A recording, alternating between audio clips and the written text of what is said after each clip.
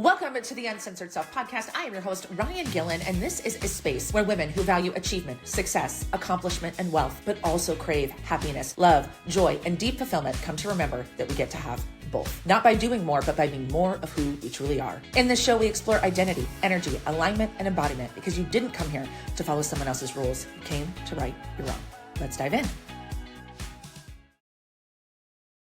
Welcome back to the mid-year comeback series, session 4 on the Uncensored Self Podcast. I am your host, Ryan Gillen, and today we are diving into becoming the version of you who finishes strong. I am obsessed with this series. I'm obsessed with the DMs I'm getting. I'm obsessed with the conversations we're having. It feels like there is so much clicking for you guys, and I just want to celebrate the heck out of you because one of the things at the very beginning of this series, I gave you a little bit of an assignment, and I told you to take this series seriously. I wanted you to treat it like a program that you had paid for. I wanted you to do the homework. I wanted you to do the reflection questions. I wanted you to really contemplate and think and change your perspective instead of just consuming, because that is what we do, right? That is what the world has taught us to do. We consume and we get the dopamine hit of consumption, but we don't actually follow through, which is what leads us to a mid-year comeback anyway, right? We get the dopamine hit of setting a goal, but we don't actually have the identity alignment with the person who follows through.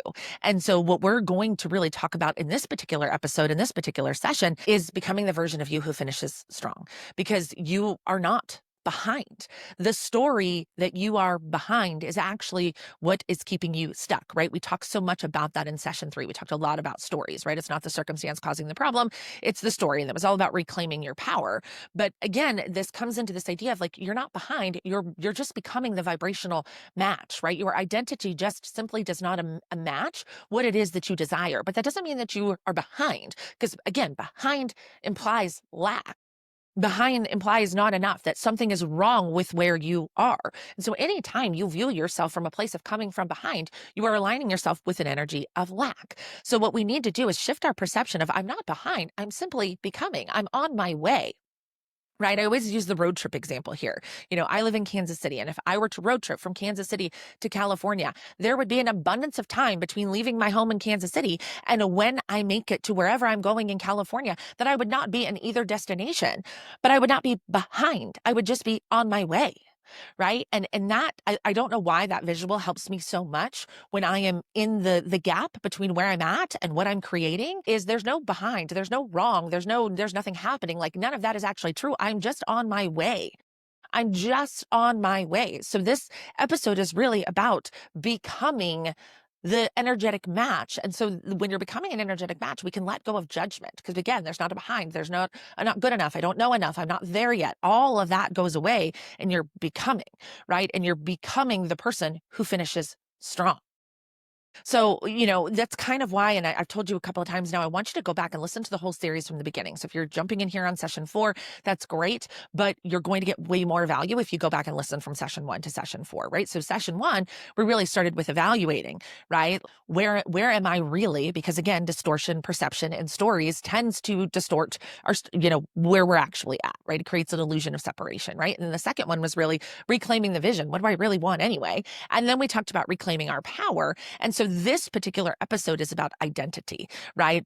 It's about embodiment. It's about how do I move through the world like somebody who is going to hit that goal that I wrote down, right? You just haven't stepped into that identity yet. And if I can convince you, I don't like the word convince, but if you can really feel this in your body, if you can feel my energy when I say this to you, that if you can literally root yourself into this belief that the only thing that needs to be done to change what is happening in your life is how you show up. Like that is it. That is it. How do I show up? Because that's becoming.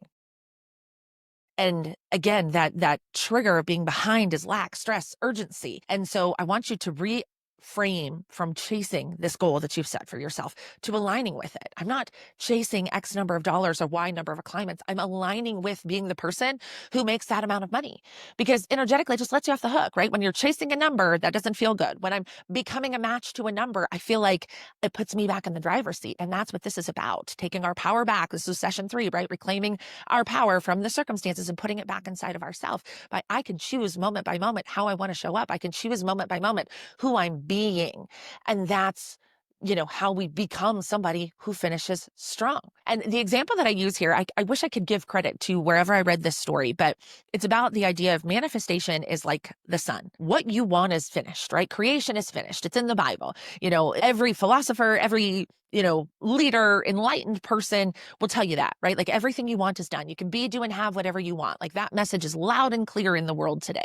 But what we don't realize, it's a matter of the sun is always in the sky, even if you can't see the sun. It's always there. It's always, always, always there. It might be cloudy. It might be storming. It might be nighttime, right? It might be winter where we don't see it for as long, right? But it's always there. And we never question whether or not it is there when it's cloudy or when it's storming. We need to get into that level of commitment to our desires. I am so committed and certain that whatever it is I wrote down that I'm going to, when I decided to reclaim my vision, when I said this is what we're doing in 2025, I am so certain that is happening. Like I am so certain the sun is in the sky. I show up as a different person. You have to feel that in your body, right? When I show up as somebody who is not sure if they're going to hit their goal and is actually pretty certain they're not, that feels different than I'm showing up as somebody who knows when I write shit down, it fucking happens. That identity is so powerful. That energy is so potent, right? And what I really want to tell you about identity, though, is that it's not about becoming somebody else. I think a lot of times when people teach identity work, when it comes to personal development, we think that we have to go become somebody else. We have to become somebody different than who we actually are. And that could not be further from the truth. Identity is actually about remembering who you are, remembering how fucking powerful you are. Like, I'm going to get pretty esoteric on you here for a hot second, but you are literally source energy in a physical body. You are the God of your reality. You are true consciousness, period, end of. Right? That is who you actually are. You just forgot. You just forgot how powerful you were, but your soul chose this time-space reality. It chose this adventure. It came here to experience human life. It made this choice. And so when you think of yourself from that identity as I chose to be here, I chose to experience this, I chose to have this life, and I choose to create it however I want to. And so far, because you didn't know any different, you have been manifesting from from calibrating to the world. You have been calibrating to what the world has taught you, which is why you are tired and burned out and frustrated and overwhelmed, because you think that it is 110% up to you and you alone and your effort and your worthiness and your deservingness that is going to create what you want. And as long as that is the identity that you embody, that is the experience that you are going to have. And I want to be crystal clear, you are still going to create from that place. It's just going to be hard. The question is not, my friend, whether or not you're going to achieve the thing you set out to achieve. It's done. Like I said, the sun is in the sky. It is done.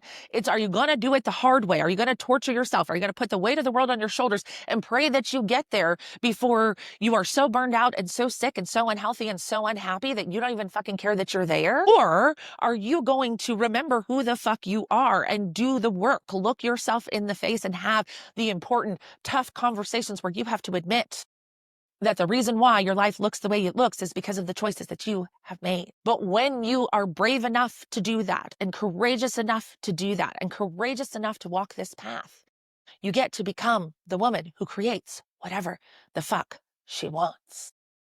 And how much fun is that? Right? So we aren't asking, how do I become the woman who creates what I want? We ask the question, who is the woman who creates what I want? Right? Who do you think you're going to be when you achieve the thing?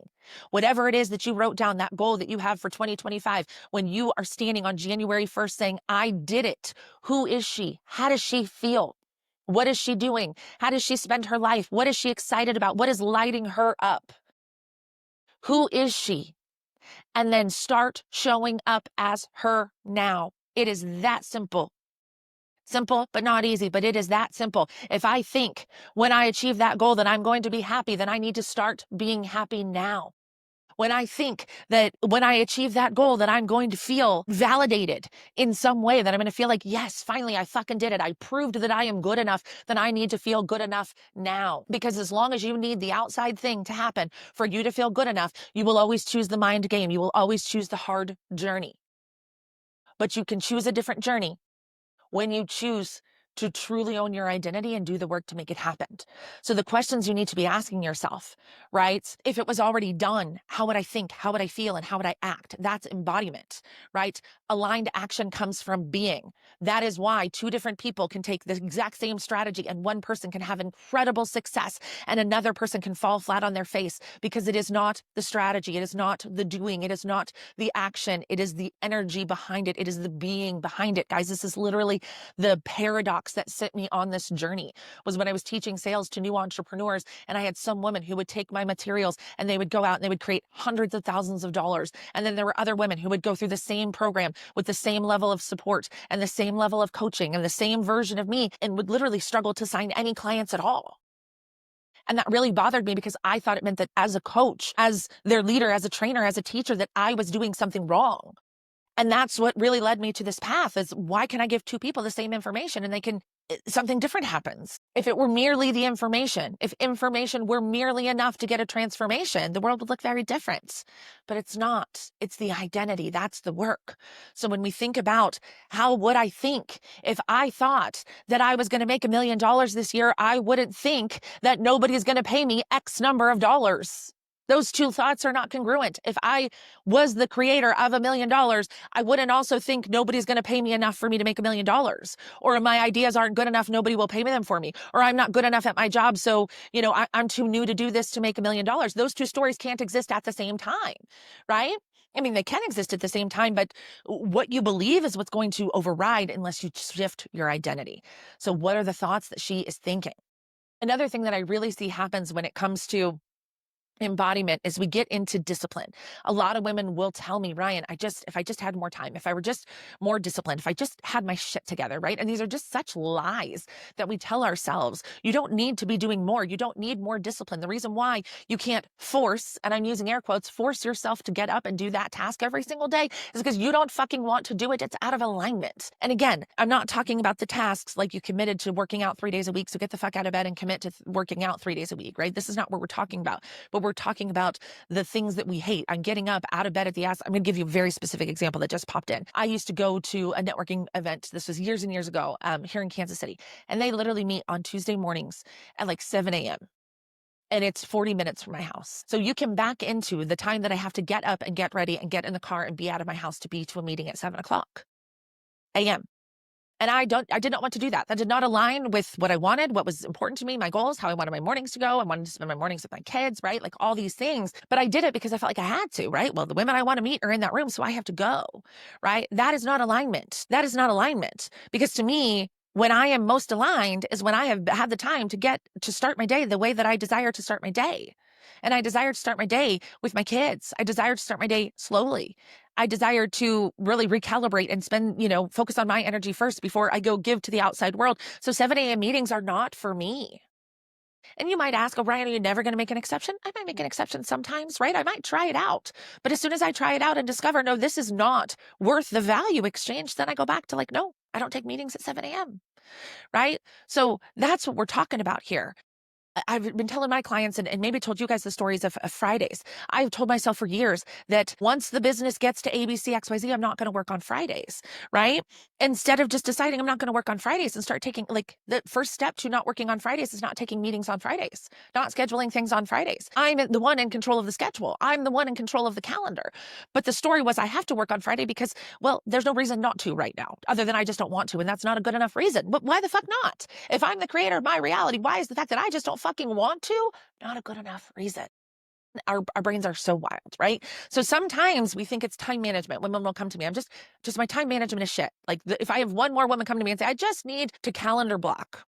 No, you don't. I'm gonna amend that. Some of you need to calendar block. Some of you benefit from calendar blocking. Your brain works that way. That supports you. The majority of you do not. The majority, calendar blocking is the most restrictive, overwhelming, soul-crushing, creativity thing that you could possibly do. But all of the successful people time block, so I'm going to time block. Like, this is the shit that I'm talking about. If time blocking feels good, if it excites you, if it gives you a sense of alignment and magic, and you can look at this, all of your blocks of your calendar, and you can feel like, oh my God, I'm 110% set up for success, and this feels fucking amazing, and I love having this structure, and this feels so great to me, calendar block. But if you look at a calendar and it gives you anxiety and it makes you feel overwhelmed and it exhausts you just by looking at it. And when you look at it, it makes like, I can feel it in my body right now, how it makes me feel, right? Like, then it's a no for you. That's the decision-making process, not do I have to? It's what feels good. If I'm being the person who knows without a shadow of a doubt that I'm going to hit my goal, I'm not going to force myself to do something that does not feel good. I'm going to find a way to do things in a way that feels good. That's the identity shift, right? So the work here, guys, is not about doing more. It's about showing up as the version of you who already has it, right? So I'm going to give you just some stories and scenarios that I get pretty often. And then we're going to talk a little bit about business therapy. So say you have a client, a really difficult client. I have a client right now who's in that scenario. She has a client who is just unpleasant, rude, verbally abusive, right? So, okay, here I am, right? I have a difficult client. What do I do? So then ask yourself, if you're the creator of your reality, how do you want this to go? And you're like, well, I want that client to stop being an asshole to me. Okay. Well, how do you want to feel when you interact with that client? Well, I want to feel respected. I want to feel, valued. I want to feel however I want to feel, right? Whatever the story is that. Like, okay, how can you feel that way right now? How can you feel respected right now? There's this one person who's being rude and disrespectful to you, but you have dozens of others examples of clients who have not been rude and disrespectful, right? What we realize is that we make somebody else's rudeness or disrespect or doing something the way that we wouldn't want to do it, we make it mean something about us. That's what's happening in that scenario, is this person is disrespecting me. There must be something. What have I done to be disrespected? Instead of having compassion for that person disrespecting me says so much more about that person than it does about me. When we embody the identity of the highest version of ourselves, we don't let somebody else's tantrums impact our value. That's not aligned. So that's what we talk about with embodiment. Are you letting that person's opinion of you make you feel a certain way? When you have pages and pages and pages of evidence that this one person's opinion is an outlier, are you going to give your power to that person or to this evidence, or are you going to take it back to yourself? That's embodiment. How does she show up? She gets into a sales conversation and somebody says no. Does she think that that means that her pricing is off and that she's terrible and nobody's ever going to buy her stuff? No, she thinks that it just wasn't an energetic match. And she asks herself this question, I'm curious, where am I not an energetic match? What is here for me to learn, right? Like, that's embodiment. We move through the world embodying the person who knows that your goals are done. That's embodiment. That's the work. That's how it happens. And it's something you choose every single day, right? It is a daily practice, And many of you right now, the first thought that came to mind was, I don't have time for a daily practice. And that is where you start. If you don't have time to take care of yourself, to become the version of yourself who gets everything that she wants, that is extremely telling. Extremely telling about how valuable you see yourself. If I know that my energy is the thing that creates what I want, and I know when I take care of my energy that I get everything I desire, but I don't have time to do that, what I'm basically saying is that my needs, my wants, my desires are not important. And I promise you that the identity, the woman who knows that those 2025 goals are done would never not prioritize herself. This is the work. This is the invitation. This is the next step. This is when you get to decide, who do you want to be, right? The version of you who finishes strong, she's not created through hustle. She's built in the present moment through energetic alignment. I promise you that you will not finish the goal simply by working harder. You will finish this year in alignment with the vision that you cast in session 2 by finally believing, or maybe it was session 3, by finally believing you're worth it. Because the version of you, she's already inside. And that is the work that is business therapy. I want to invite you. If you feel this in your body right now, like I feel this in my body, and you're like, this is it. Yeah, I have to prioritize myself, or this is not going to go well. Then business therapy is the next step. If you realize that despite having achieved so much, that you have only just scratched the surface of your potential because you are that powerful in this conversation, then business therapy is for you. If you are a woman who wants to achieve incredible things in your career, in your professional life, in your business, in your finances, and you still want to have a life that you love, and you still want to be able to be soft and to be kind and to be who you want to be and not feel like you have to pretend to be somebody you're not to actually get the things that you want, the business therapy is for you. This journey, this mid-year comeback series is your invitation. How are you going to finish 2025? And I'm going to tell you, in my heart of hearts, I believe that you can and are completely 110% capable of achieving every single thing that is on that list for 2025. I believe it in my heart of hearts, but I can't believe it for you. But I can teach you how to believe that level of belief in yourself.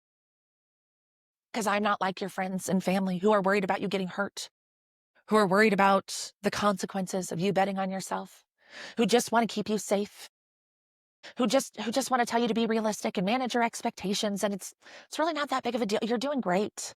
Those people, they mean well, but they want to keep you safe. I know that you are your own sense of safety. And that I know when you bet on yourself and you go all in on yourself and you show up for yourself, that you will win every single time. I believe in that in you. I see that in you. And my gift to you in business therapy is helping you see that as well. If you feel called, if you know that it's a yes, go to livelifeuncensored.com/therapy. You can join right there on the page. If you'd like to have a conversation, of course, I'm always open to one. Send me a DM. Yes, we can get on a call. One of the things that is so important to me when women say yes to my programs is that they're saying yes for themselves. You're saying yes because the version of you, January 1, 2026, you is so ready to become an energetic match to everything on that list. I look forward to spending time with you, to being part of your journey. And we'll be back with session 5. We're going to put a bow on how do we really, truly fucking make the rest of 2025 life-changingly magical. I'll see you tomorrow. Thanks so much for tuning in to the Uncensored Self Podcast. If this conversation cracked something open for you, trust that that's the work. And share this episode with a woman in your life who's ready to stop performing and start creating. And if you haven't already, hit subscribe, leave a review. It helps this message reach the women who need it most. Remember, you're the creator. The rules are yours. And your uncensored self, she already knows what to do. Keep leading, keep listening, keep becoming.